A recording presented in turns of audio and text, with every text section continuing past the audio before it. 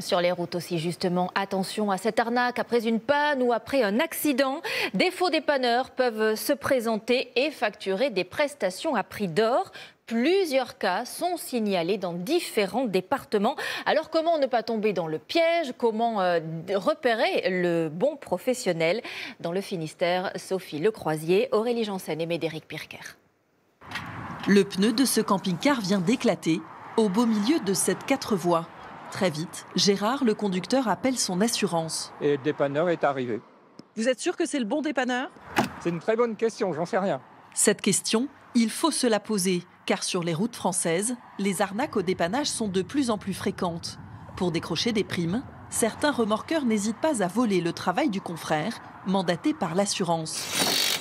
Ici, qu'en est-il avec le dépanneur de Gérard? C'est ma voie. Nous, on respecte justement nos voies et nos réglementations qui sont soumises par le préfet, qui délivre à certains dépanneurs le droit de dépanner d'un point A à un point B.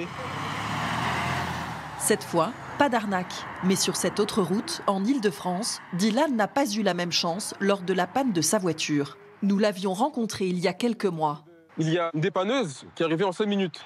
Je me suis demandé, c'est bizarre parce que j'ai reçu le message comme quoi mon dépanneur venait dans 30 minutes. Il a été victime de dépanneurs pirates. Mais alors, comment font-ils pour arriver si vite sur les lieux d'une panne? Ce professionnel du remorquage connaît bien leur astuce. Ils sont sur Waze en permanence. Dès qu'il y a un véhicule qui est en panne, ça s'affiche. Dès qu'il y a un véhicule accidenté, ça s'affiche. Dès qu'il y a un bouchon, et puis ils y vont directement. Voilà, et puis ils se servent. Certains vont même plus loin, en usurpant le numéro d'identité d'entreprise de dépannage. C'est arrivé à ce couple de gérants bretons. Oui, c'est une personne qui s'est fait passer pour quelqu'un de notre entreprise, en région parisienne. Mais c'est pas nous, évidemment. On n'est que installés à Plugufort jusqu'à présent. Hein. Des escroqueries illégales qui coûtent cher aux victimes. Sur ces factures, des frais de gardiennage de voiture qui s'élèvent à 300 €. C'est 3 fois plus que le tarif habituel. Ils ne sont pas remboursés par l'assurance.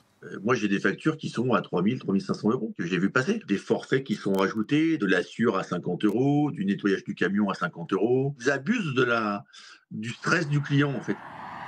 Pour éviter de se faire piéger, il faut comparer les coordonnées transmises par l'assurance avec celles du dépanneur qui intervient.